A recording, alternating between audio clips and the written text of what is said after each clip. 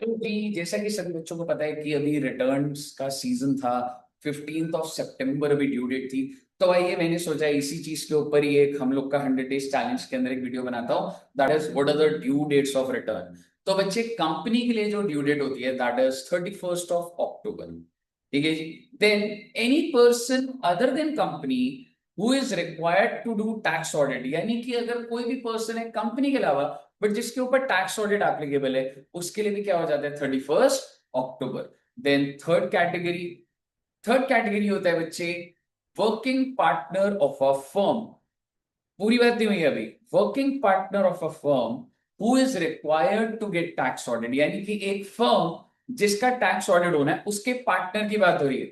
तो उनकी भी ड्यू डेट क्या हो जाती है बच्चे 31 ऑफ अक्टूबर। मैं एक बार रिवाइज करा देता हूं। सबसे पहले कंपनी 31 अक्टूबर, कोई भी पर्सन जिसको ऑडिट करानी है 31 अक्टूबर।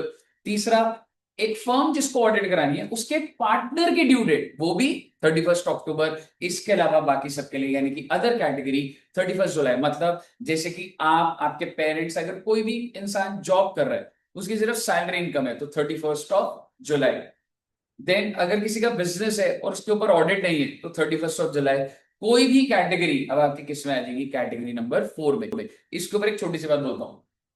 मान लो मैं एडू जंक्शन के अंदर पार्टनर हूं और फर्म, पहले मैं एडू जंक्शन की बात करता हूं, क्या हमारे ऊपर ऑडिट है? नहीं है। तो फर्म के लिए ड्यू डेट क्या हो गई बच्चे? यही वाली फोर्थ वाली 31 ऑफ जुलाई।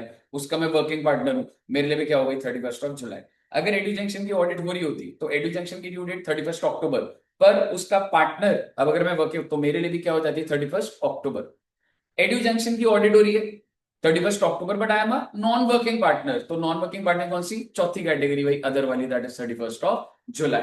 एंड इसके अलावा अगर ये चार कैटेगरीज हो गई थी, एक बार फिर से रिवाइज करता हूं। पहला कंपनी, दूसरा जिसकी भी ऑडिट हो रही है कंपनी के लिए भी 31 अक्टूबर, जिसकी ऑडिट हो रही है उसका भी 31 अक्टूबर। तीसरा फर्म जिसका ऑडिट हो रहा है, sorry, working partner of a firm जिसको ऑडिट हो रहा है उसकी भी 31 अक्टूबर। चौथा अदर कैटेगरी। एंड फिफ्थ जो बनेगी वो है अगर किसी ने भी इंटरनेशनल ट्रांजैक्शन कर ली तो ट्रांसफर प्राइसिंग के प्रोविजन लग जाते हैं और आपको ऑडिट करानी पड़ती है, तो उसके लिए ड्यू डेट क्या हो जाती है 30 ऑफ नवंबर। आई होप आपको ये सारी की सारी डेट्स याद रहेंगी और रिवाइज भी हो गई होंगी। Thank you so much.